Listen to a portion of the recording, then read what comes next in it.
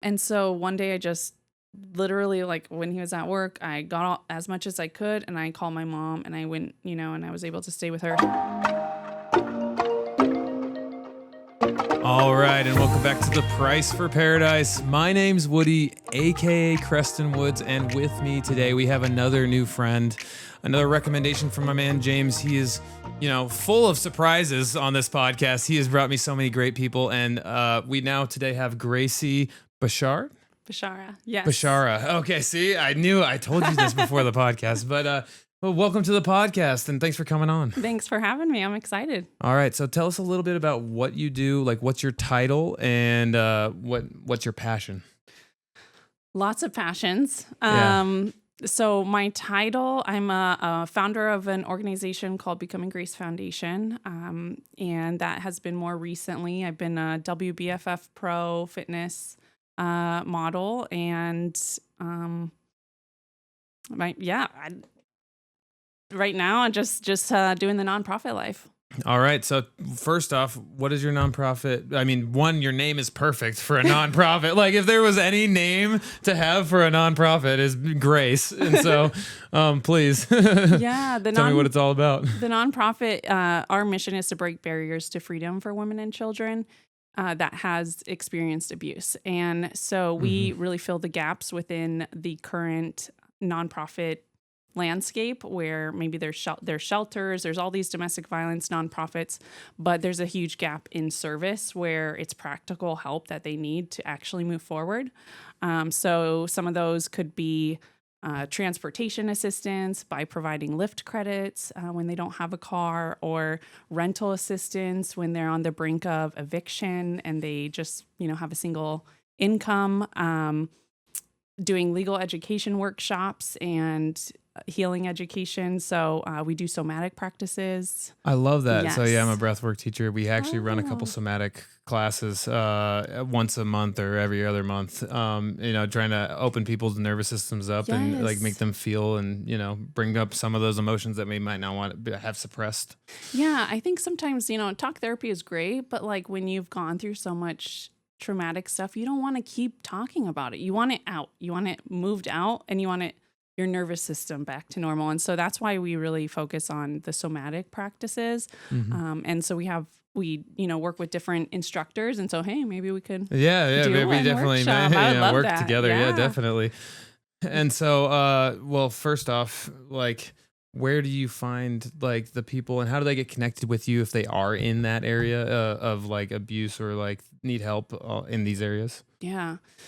That was my first question is when I started this, how are we going to find people? Like, how are people going to find us? Yeah, who are we going to help? When I started this, I actually started this because it was dreams, like vivid dreams that I had starting in 2020, actually. And it was like getting a knock at the door, opening up the door and hiding a woman in the house, and then going back to the door, opening it up, and there's a whole line of people waiting. It was very significant dreams that I could not forget.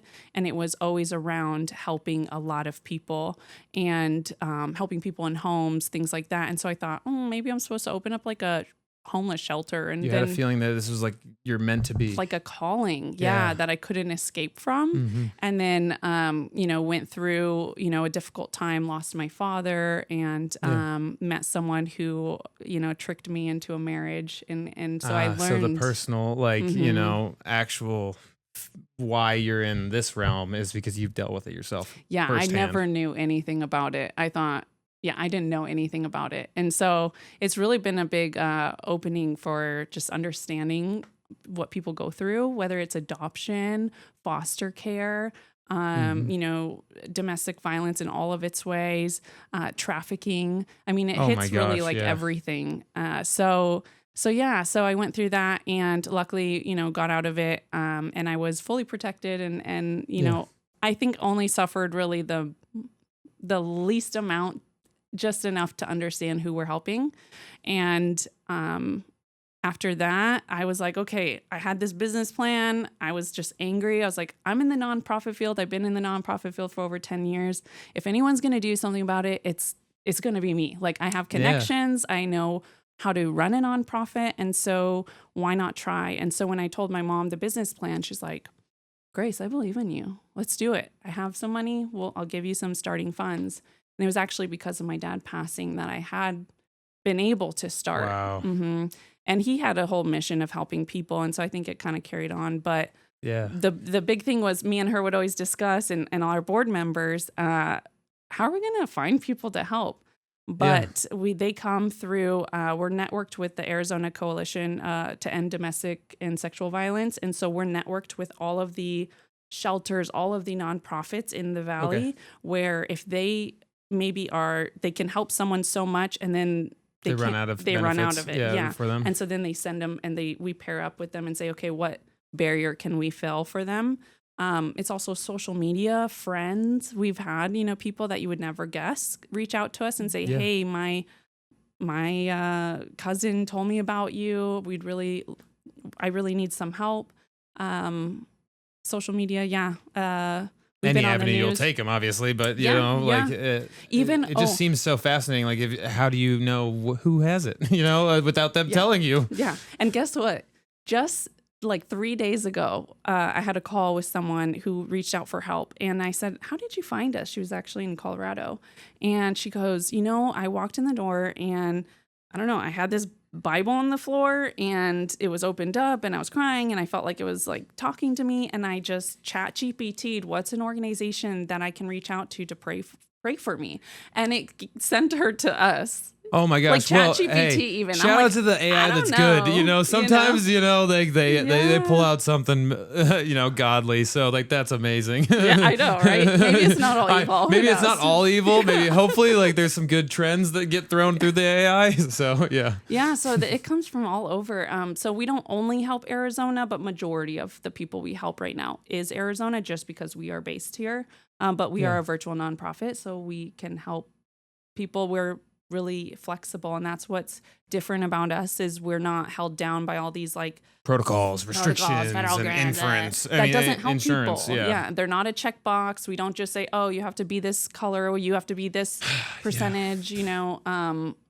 We listen to the whole person and find out where they can. We keep talking about this on all the podcasts where like people just like they get helped by people that are intentional about helping, not just a number and a spreadsheet and like it would be great to have like a massive nonprofit, but like how much are you even helping them? Yeah, right. A lot of these nonprofits make a lot of money and pay their board members a lot of money and like do all these things and then not really take all of that help to the ground level and there's always like that inside. Like if you look up you can look them up, right? Most nonprofits and figure out what they do and how much they do. Yeah, right? I recommend that. Anyone can look it up. It's public information. So before you give, you can always look up to see. Make sure you're giving to the right cause. Yeah, and if they're doing good.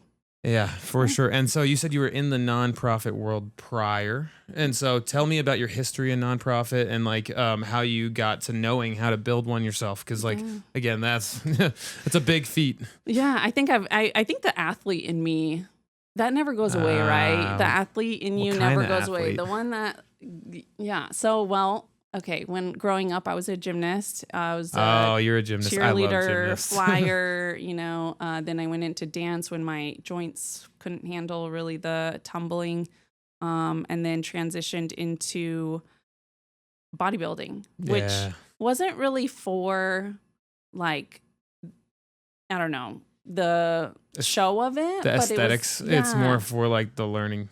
Yeah. About how the body works. Mm-hmm. And I battled actually celiac disease.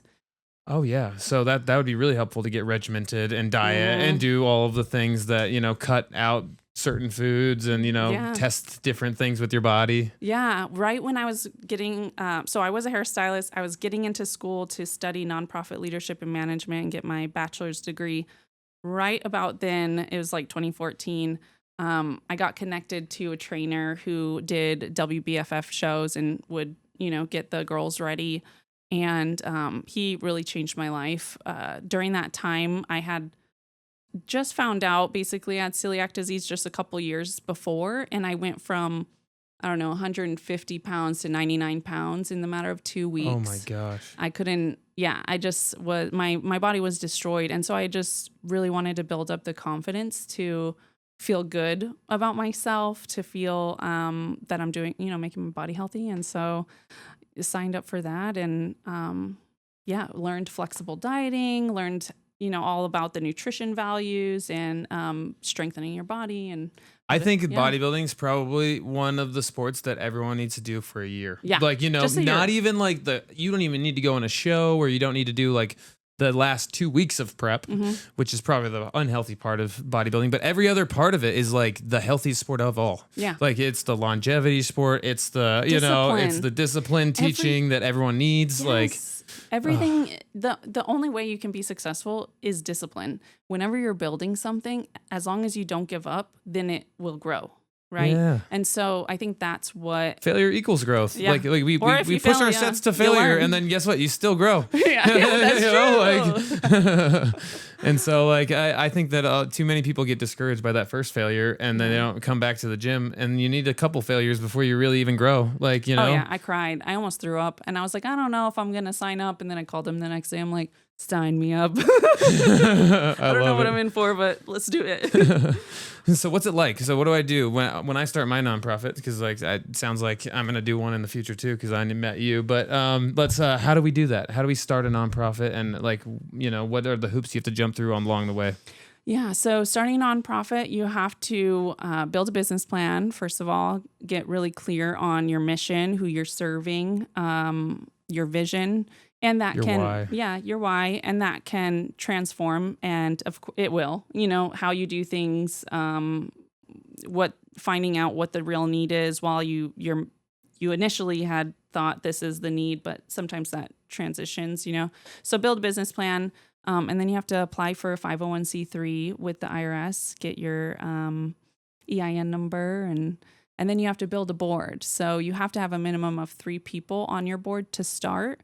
But really, the key is you can't do it alone. And so the more people that you can have that latches onto this vision and their connections and their experiences that they can talk about, and their skills that they can share, little by little, all those add up. And then that's how you move forward. And so I think where a lot of nonprofits fail is they do it alone.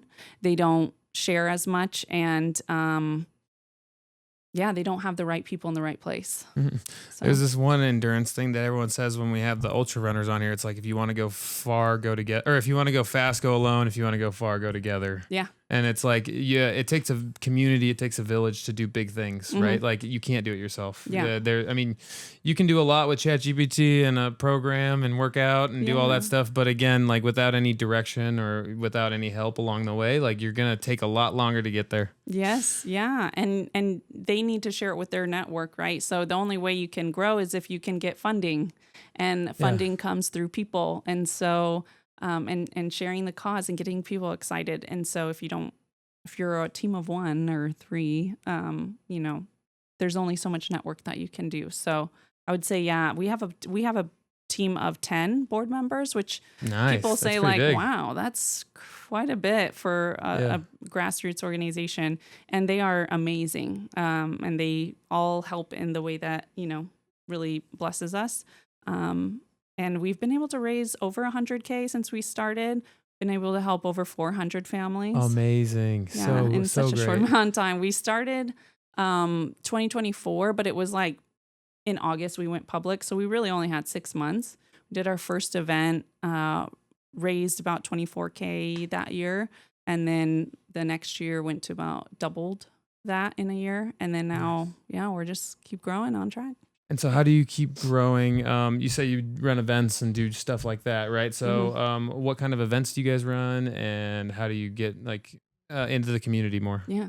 So talk about running. We do have a 5K coming up. When? Yes, let me know. I'll be there. Yeah. October 31st. So we're doing a Halloween fun run at Popco Park. Sick. I'll be there. We will have it timed. So those who take it seriously, it'll be timed and you can get tracked and everything like that. Mm-hmm. We'll have medals, all the things. We actually paired up with a running club called Not Fast, Just Furious Run Club.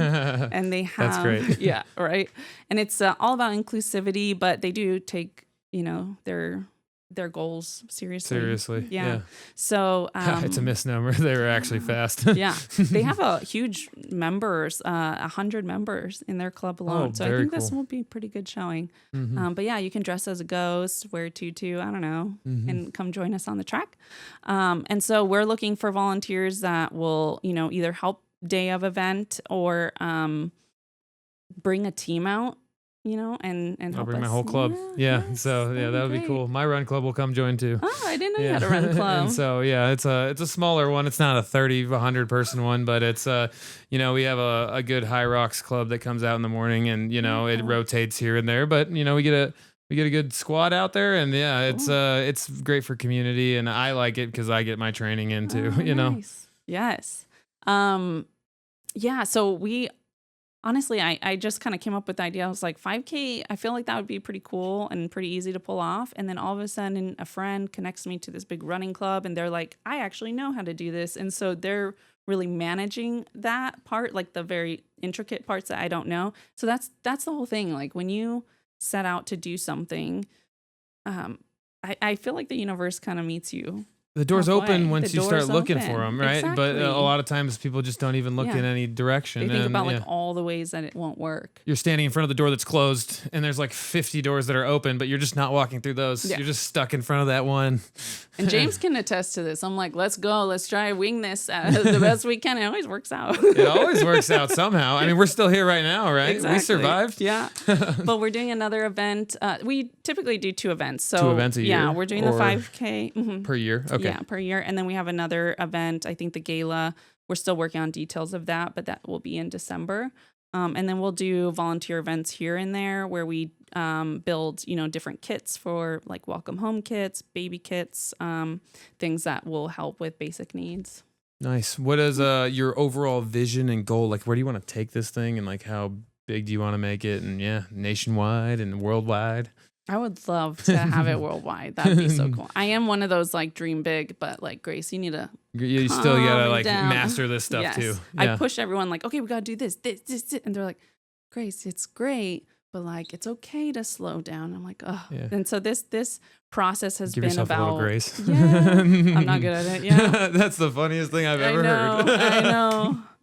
But it's been about learning. The process is being patient and really being methodical about it. And I'm usually someone that just wings things, goes, which part of that is good, but the other part is like really getting to the details and like building this from the ground up really well. So that way, when we do get those big numbers, those big amounts of impact, that we know how to handle it. As a foundation to stand on. Yeah. So we've been doing good building that.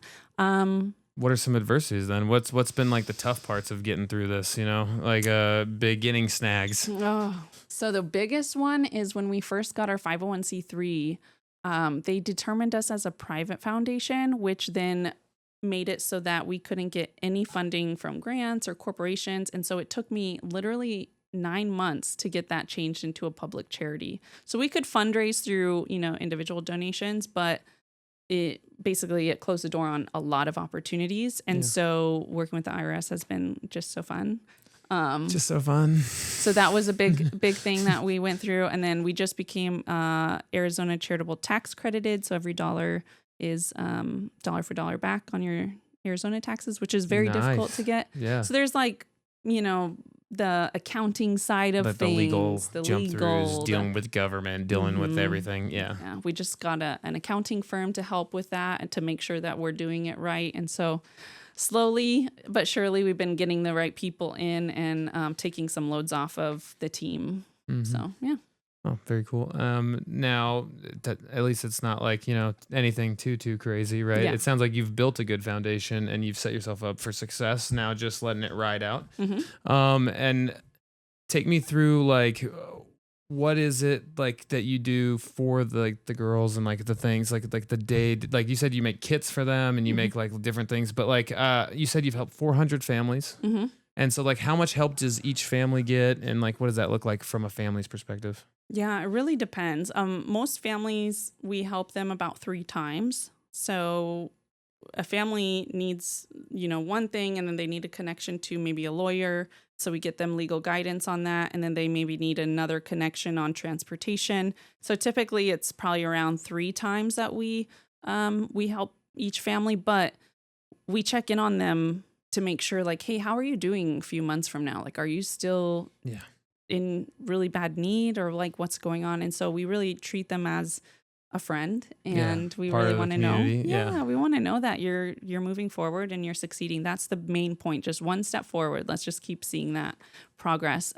We have 2 programs. One is Becoming Free, which is we do rental assistance. We do basic needs. So really a lot of financial assistance for families, which is very hard to find in the nonprofit space. Well, yeah. I mean, like, because again, it's a business itself and it has to run. And and giving away money costs money for the business, right? And so it costs about $2,000 to help one person. It's oh my gosh, yeah. So that's really our like whole month's income, Yeah. And so we have to really determine, who's the biggest need, because we get about, I would say 20 to 30 applications a month now that we've how many can you take? Known. Depending on what they need. Some people, it doesn't cost us anything. We connect them to a lawyer. We provide them a workshop. Yeah, that's an easy win. Transportation, or maybe gift cards for food assistance. Those are easy. Maybe, $200 here or there, so we can help multiple people. It really just depends on like what the need is. So we do that, financial assistance and legal education. And then we have Becoming Whole, which is our workshops we do. We do virtual and pop-up workshops, and we do the somatic workshops and legal education. And we're going to be working on some employment workshops. So, getting them ready for the workforce and getting them confident and looking over getting them ready for interviews and things like that. You guys are doing the Lord's work for sure. Yeah, like for real. And now talk to me a little bit about you and now your lifestyle. How much time do you put into this, like as the main person of, your Grace Foundation, right? Yeah. So how much time do you put into that? And then like, how's your lifestyle outside of that? Like, do you have other jobs? Do you do other things like with your time that are not related to this? Yeah, I do work a full-time job. I was Oh my gosh, she has a full-time job too, guys. Yeah, I have a full-time job, and then we run this organization. So we run this really on off hours. Everyone that helps us is working full-time. We luckily got an intern that is giving us about 20 hours a week, and so he's really available. So a lot of the things that we need during the day, I'll say, hey, Tyler, can you help us with this? Can you help us with that? And he's phenomenal, such a blessing. But most of the time we're doing phone calls at night, which works out because the families are typically working, That's usually when they have the time off nighttime, too. Weekends. And then our workshops are usually either night times or Saturdays, or, so it's always on off hours typically. Yeah. And so it's like full work around all the time. Yeah. And then your other job, is it demanding? Like, I mean, it seems like you have full time all the time. And yes, it's pretty demanding. What do you do over there? I do corporate fundraising. Oh, corporate fundraising. Okay. So you're just like all day still doing fundraising too. Fundraising. Yes, absolutely. Yeah. Oh, wow. And then how do you balance your lifestyle? Like you said, you were a bodybuilder, so the discipline probably helps a lot, from that era of your life. But like, what do you do now when it comes to health and fitness and routines like that? Yeah, I need to get better at getting back into the rhythm of things. I will be honest with you. Well, it sounds like you spend all your time doing that. I know, mean, you don't have much to give back. Yeah. To you. Lately I've been just really trying to find joy and what feels good on my body, because bodybuilding was great during that time. Now my body, because I'm always hearing horrible stories, because I'm always in heightened, like the heightened nervous system, I need something that's a little bit less stress on the body, especially with celiac disease, right? Down regulators, like yogas and stuff like that. Mm-hmm. Yeah, dance classes, yoga. I love swimming now. Swimming's doing amazing. Laps feels so good early in the morning. Riding bikes. But I still do lift. Yeah. I will 1000% always lift. You have 'cause to lift a little you bit. have You to. know, it's you Or use else it or you lose lose it. the butt. You know what I mean? You Exactly. You got to keep the butt. Gotta keep or the you could just butt. shock them with these stim pads. Yeah, She he made me has put it them. on my butt today, and now I'm like, whoo, I've been sitting on these for 25 minutes. He's like, where should I put it? I was like, on your ass. Yeah. He's like, you got it. You All got right. me. I was like, I all got you, right. girl. Do whatever you need. Whatever makes you feel more comfortable on my podcast, you know, I'm actually just I'll sit on the stem. Oh, so funny. yes. And so, and now talk to me about like some of the stories and like hearing about this all the time. Like, how do you like mentally decompress, right? Like, what do you do for your mind when you're hearing like somebody go through some major traumas and not like almost re-stimulating your own and not, you know, bringing stuff back up, and you have to talk about yours to help them. And so then you're just going through it all the time. So what do you do to like break that mental barrier of like, you just like turning that off for a while? Yeah. I have to realize that I can't help everybody. And so even when we're getting those applications, if I'm not at a place where, you know, I feel 100% able to show up, then I'm doing my best. We're doing our best. If we don't have we do have volunteer advocates that also help with the calls. So it just really depends on the intake. But yeah, I just allow myself to say, hey, you're doing your best, and we're going to do something that is of joy today. I would say that I've been trying to decrease social media, decrease like any news. Faith is a big one for me. So a lot of prayers, meditations, and just reading. Do you go to church too? Mm-hmm. On the weekends? Which church do you go to? Cornerstone. Cornerstone. Oh. Yeah. And Fixate Phoenix. I do that too. All right, I got a story for you. Uh-oh. I did not. I Cornerstone was the one that pushed me away, and I was like, no. oh, I know. I was like, and I know everyone gets different things every time, and so obviously, like, if it resonates with you, guys, Cornerstone's not a bad church. I'm not saying anything about it, but like when I went the one time, they were talking about health and fitness. Oh, and that's where I think they went wrong. Is like, as much as the pastor had like a, you know, the right idea, some of the stuff he was saying about health and fitness was like, well, I'm a trainer and I don't think that lines up with the science, but like, you know, I know where you're trying to go. Just get people healthier, get people more disciplined, you know, like, I saw what he was doing. And so I thought it was funny, but the one time I came into Cornerstone, so funny. I came in there and they were talking health and fitness, and I was like, oh no, you guys really have to work for this one. You're like, you can't do that, you know? Right? Bring me in. I'll talk about it. Health and fitness. Yeah. We can like me and the pastor, we can go about this together before this, but yeah. Yeah, I do that. Meeting with friends, just making sure, you know, I'm having time with friends, family. So it's really just like putting it in a bucket and saying, I'm not in that place right now, focused on the nonprofit. You know, I'm focused on my work today for these hours. I'm focused on myself. I'm focused on my friends and family. And so, it just takes discipline. I've never been able to do that. And I still struggle a little bit with it, you know, because I'm always thinking about multiple things. But now I know this might be like a tougher question, but like I know you've dealt with like this personally, right? Mm-hmm. And so, what I guess did you do to come out of it, and like who helped you along the way, and like what was it like coming back from this yourself? Yeah, so mine was really mentally manipulative. To the point of like, I didn't know how to think for myself. At times I didn't know how to open a drawer. Like my mind was so scrambled. Confused and, you know. So confused. Paralysis from analysis. Mm-hmm. And you just didn't know what way was up. Yeah. And I didn't know what I was dealing with either at the time. I just had a feeling like I got to go. And I was just, every time he walked in, I was scared. Like I got this like creepy feeling down my back, you know, the spine I was like, oh, he's here. And then I'm like, why am I feeling that way around this person? And so one day I just, literally, like when he was at work, I got as much as I could, and I called my mom, and I went, you know, and I was able to stay with her. So I would say, I mean, my biggest people was my friends and family, and a lot of people don't have that, and that is what I'm seeing, and where we step in is usually the people that don't have that. They don't have any support system, and that's where they fail and fall really hard. And a lot of them have been in foster care previously, so it's kind of a repetitive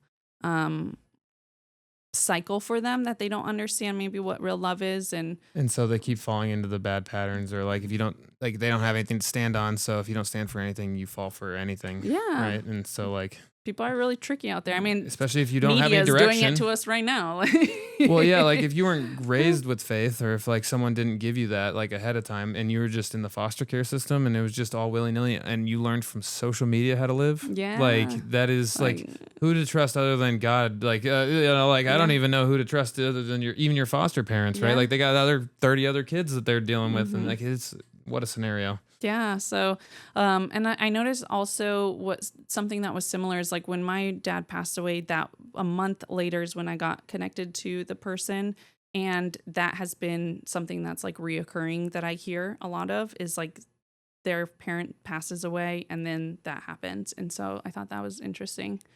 Yeah, I mean, I also don't have a father, so like I resonate with that, and I feel like God puts everyone in my realm fatherless, like the last 3 podcasts. Okay, can we talk about the I've connection here though? Like so many, like the last 3 podcasts I had were like people that didn't have dads. Wow. Like it's crazy. Yeah, that's wild. And so mine, like when my dad died, it was when I was 6, and it was like and it's different every time. Like the first guy that was in here, his dad like wasn't around for him, but he's still alive, and that's like a completely different daddy issue than mine. But I feel like we both had like a similarity in that lack of presence in our lives, and like so it's a very big hole that needs like to be filled by something. Men are so important. You guys have a huge role to play. Thank you. You guys are leaders, and without your like protection and just the place that, you know, people can feel safe with.